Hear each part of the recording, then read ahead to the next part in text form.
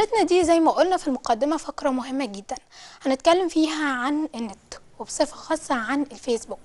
الشيء الغريب، الموضوع الغريب الجديد اللي انتشر بسرعة كبيرة جدا جدا والناس كلها بتتساءل عنه. بالتأكيد التكنولوجيا زي ما ليها إيجابياتها كمان ليها سلبياتها. أسئلة كتير جدا جدا جدا عن الفيسبوك هنعرفها كلها من خلال فقرتنا دي، وساعدنا أن نلتقي مع الدكتور جمال مختار خبير المعلومات والشبكات الاجتماعية. أهلا بحضرتك يا دكتور جمال، ومنورنا في بيت العيلة. أهلا بيك يا فندم. دكتور جمال، الفيسبوك عدو أم صديق؟ يا جماعة ده اسم الكتاب الدكتور جمال عمله عن الفيسبوك. حضرتك تجاوب لنا وتقول لنا ايه هو الفيسبوك؟ هو الفيسبوك هو يعني داخل في نطاق الشبكات الاجتماعية. الشبكات الاجتماعية هي الشبكة اللي بيبقى فيها كمية كبيرة من الناس مشتركين في أنشطة معينة وبيتبادلوا الأنشطة ديت، سواء يعني دكاترة، سواء طلبة، سواء أي حد. بس الفيسبوك لم كل الناس مع بعض في هذه الشبكة الاجتماعية. كشبكة اجتماعية بنعتبرها زي ما تقولي نادي. النادي ده بيحصل فيه كل المشاكل وبيحصل فيه الحاجات الكويسة والحاجات الوحشة. فإحنا بنقول إن الطريقة اللي بنتعامل بيها مع الفيسبوك مش مخلياه صديق خالص، مخلياه عدو. الأمية اللي في البيت، الجهل اللي في البيت، الأم اللي مش عارفة تراقب الأولاد اللي بيتفسحوا بنظريات غلط وفتن وشائعات وتفرقة وحاجات كتيرة جدا مش مفروض إنها تكون موجودة، وللأسف الشديد موجودة. ومفيش رقابة، ما ينفعش رقابة من الحكومة لأن مش هتراقب كل بيت، والرقابة المفروض إنها طالعة من البيت، بس من يراقب لا يعلم. فإحنا بنرجع من الأصل خالص، بنقول إن في أمية إلكترونية كبيرة أوي في البيت المصري. من يراقب لا يعمل، لا يعلم. أنا عايزة أتوقف عند النقطة دي لأنها نقطة مهمة جدا يا دكتور. طيب ما هو الأهالي خبرتها محدودة يعني بالنت عموما، هم يعملوا ايه او يراقبوا ازاي او يتعلموا المبادئ ازاي عشان يعرفوا يراقبوا؟ التكنولوجيا الحديثة كلها مصممة ان اي حد يعرف يتعامل معها. هو لو تشوفي البقال وتاجر الفاكهة بيتعامل مع الموبايل ازاي، طالما قادر يتعامل مع الموبايل وقادر يتعامل مع الريموت كنترول هيبقى قادر يتعامل مع الانترنت. مش عايزينه يتعامل قد ما يبقى فاهم. يعني النهارده زي ما الام بتقول لابنها صحابك مين، وريني اصحابك، لازم يكون الام او الاب له الاكسس او انه يخش على ابنه ويخش بيتفرج عليه ازاي في الفيسبوك، ويكون عنده كمان الباسورد. ده لازم، دي رقابه. الرقابه دي حاجه اساسيه، لان الاولاد الصغيرين ما اتخلقوش عشان يوجهوا انفسهم، لازم تمام. حد يوجههم. فنيجي نقول التوجيه ده هيجي ازاي وحد الاب او الام مش عارفين يوجهوا؟ فهي الخطوه الاولى لازم تبقوا فاهمين كويس قوي، تقروا كويس قوي، تعرفوا ان التربيه بتاعت زمان يا حبيبي ما تعديش الشارع قبل ما تبص يمين وشمال، لو حد اداك حاجه تاكلها ما تاكلهاش، لو حد قال لك تعالى معايا ما تروحش. الكلام ده خلاص انتهى. في حاجات تانية بقى، في دعاوي تحريضيه، في دعاوي فتن بين الدول، فتن بين الاديان، في شائعات بتتنشر، في جرائم زي تزوير وابتزاز وانتحال شخصيه، حاجات كتيره بتحصل على الفيسبوك. قد يكون الطفل اللي هو بقى عنده 12 او 13 سنه متهم في جريمه الكترونيه على اللابتوب اللي ابوه جابه له على الاكونت بتاع الانترنت اللي هم مشتركين فيه، وهو لا يعلم، ويفوجئ بعد كده ان في مصيبه في البيت بسبب هذا الموضوع. تمام. يعني تفتكر حضرتك يا دكتور الجهل بمعرفه الاشياء مع ضعف الدين ده ممكن يعرضنا لسلبيات كتير او ممكن يوقعنا في الغلط بسهوله؟ لو انت قلتي حته الضعف في الدين، هنيجي اقول لك طب ان مسؤولين عن الدين عندنا ليه ما بيخشوش على الفيسبوك ويعملوا جروبات يشرحوا للناس الدين كما ينبغي، ويحطوا القيم الجميله بتاعت الدين اللي هي احترام الاخر والاستئذان وطلب العلم والقراءه وغيره وغيره.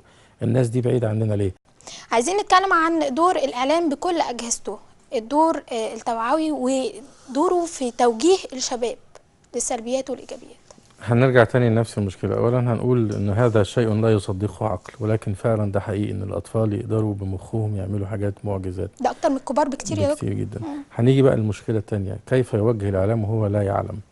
يعني لازم برضو نمحو الأمية الإلكترونية في الجهاز اللي مسؤول عن توعية هؤلاء الناس. لازم إن شاء الله نستعين بالناس زي الشركات بتاعت الأنتي فيروس بتستعين بالهاكرز، وتيجي تتفق معاهم بدل ما ندخلك السجن هنشغلك معانا، بس انت هتخلي بالك من الهاكرز اللي ممكن يعملوا لنا حاجات تانية بعد كده. فاحنا الهيئات الإعلامية لازم تكون عارفة توجه، ولازم يكون في حاجة تانية أهم. يعني مش الشطارة ان انا بقيت فاهم النهارده في حاجة عن الفيسبوك، الشطارة ان انا يبقى عندي القدرة على استيعاب المتغيرات.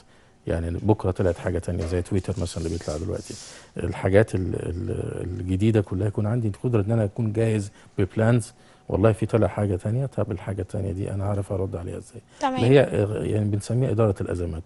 إذا لم تستطيع أن تحل المشكلة يجب أن تدير المشكلة. تمام. فاحنا دي من الحاجات برضو ان يعني هنرجع تاني نقول لك ان الحل برضو ان الجهات الاعلاميه لازم تبتدي من البيت، تبتدي من الام والاب، ويبتدي ان شاء الله نعمل مانيوال ابنك لو عمل كذا تفهمه ازاي، تربيه الاولاد، الاساسيات هنمشي عليها في الانترنت واساسيات هنمشي عليها في التربيه، ونتاكد تماما انها بيتم تطبيقها كما ينبغي. طيب خلينا نقول الاساسيات دي في الاخر، بس دلوقتي انا عايزه اعرف من حضرتك يا دكتور ليه الفيسبوك يعني انتشر قوي واستخدامه انتشر قوي بين الشباب والفئات العمريه الصغيره؟ هو احنا يعني هو وصل الى 380 مليون عضو، كتير قوي. وده العضو الاكتف يعني اللي بيخش على الاقل مره في الاسبوع، كتير قوي، بقى اكبر من تعداد سكان امريكا. تمام. بقى اكبر من تعداد سكان العالم العربي كله. ليه انتشر؟ لاسباب عديده جدا. هو مريح كل واحد نفسيا، اللي عايز يحط صوره اوكي، اللي عايز يلعب، اللي عايز يخش في كوميونتي، في مجتمع. هو النجاح بتاعه فيه انه نجح في عمل هذا المجتمع. النهارده انا بزود فريند، بحل مشكله التعارف. لسه بقول لك انا كان زمان الشاب صعب قوي انه يتعرف على بنت، يروح النادي، يروح الجامعه، يروح فرح. يعني الموضوع بقى بسيط جدا دلوقتي. وبعدين على ما يتعرف عليها، على ما تدي له نمره تليفونها ده موضوع، وعلى ما يبتدوا يتقابلوا موضوع. دلوقتي بمنتهى السهوله احنا في عصر السرعه. بالظبط، بتقول لها اد، تروح هي تقول لك اكسبت، بعد شويه تعمل شات معاها، بعد شويه تاخد موبايلها، بعدين تتفقوا انكم تتقابلوا. لا وكذا حد بقى، البنت او الولد يبقى ليهم اكتر من اكونت، ويبقى صداقات كتيره جدا ملهاش عدد. بقى يا رنا زي ما كل واحد عنده 2 موبايل، بقى كل واحد عنده 2 بروفايل. البروفايل اللي هو باسمه، بروفايل تاني بيختار بقى اللي هو عايزه. واحده بنت يتسلى ان هو ممكن يعمل نفسه بنت والشباب يجروا وراه، او العكس. طيب يا دكتور، انا عايزه اتكلم عن يعني ازاي نستخدم النت بشكل عام. يعني عايزه حضرتك كده توجه خصوصا الشباب اللي بيتفرجوا علينا دلوقتي نصيحه تقول لهم لازم يكون في توازن في الموضوع، لان في ناس كتير جدا وشباب كتير جدا بينعزلوا عن العالم كله بالنت، بيبقى حياته النت. بكل اسف ان الشاب من دول بيبتدي الساعه 11 يقعد على الانترنت، يخلص على 7 8، ينام يصحى الساعه 2 3 الظهر. طب اذا كان ظهرت شبابنا بتصحى الساعه 2 3 الظهر، هيبقوا منتجين ازاي؟ هيذاكروا ازاي؟ في ناس طبعا دلوقتي كمان بتستغل ان في انفلونزا الخنازير فما بيروحوش المدارس، فقاعد طول الليل على الانترنت، وباباه او مامته فرحانين ان هو شايل عنهم القرف اللي هو في وجوده، فخلاص ده ملهي في الانترنت، فخلاص على كده. فدي حاجات كتير قوي ما تنفعش جدا. بنقول ان اول حاجه راعي، يعني حته الضمير دي لازم تعلى، راعي ضميرك. في كوارث انت ممكن تعملها بحاجه بسيطه، بضغطه ماوس ممكن تعمل كارثه. تمام. ممكن تشهر ببنت مش المفروض تعمل كده، ممكن تفضح واحده، ممكن لما يجي لك واحد دي يعمل مثلا اشاعه لتفرقه بين الاديان، ما تعملش فورورد. يعني اسهل ما عليا ان انا اروح باعتها، انهم يهينون الدين الاسلامي مثلا، وتلاقي كل طب ما ان جاءكم فاسق بنبأ فتبينوا. طبعا ما ينفعش نعمل اللي بيحصل ده، وما ينفعش ننشر الاشاعات ونكون احنا سبب في انتشار الاشاعه بالشكل اللي مش كويس يعني، وهكذا. ففي حاجات كتير قوي لازم نعملها. اول حاجه ابتدي بضميرك، ثاني حاجه راعي ان انت ممكن تعمل حاجات بسيطه جدا تؤدي الى كوارث، ثالث حاجه وتأذي نفسك، يعني قبل ما تأذي اي حد تأذي نفسك. وقد فعلا تأذي نفسك ان انت لو وصلت لمرحله ان انت اتهمت في جريمه الكترونيه. عشان كده احنا قلنا في هذا الكتاب يا جماعه، يعني موجه طبعا للشباب بلا شك، كمان موجه للاهالي. يعني انتوا ازاي تمحوا الاميه الالكترونيه بتاعتكم، ازاي تتعاملوا، تتواصلوا مع الشباب. يعني عشان تتواصل، الشاب انعزل، قاعد بالليل بعيد عن اهله، والاب مشغول بانه بيجيب الفلوس، والام متخيله انها مش لاقيه وقت انها تربي عشان عندها مشاكل طبيخ والمذاكره بينتهي في النهايه ان الشاب او البنت انعزل.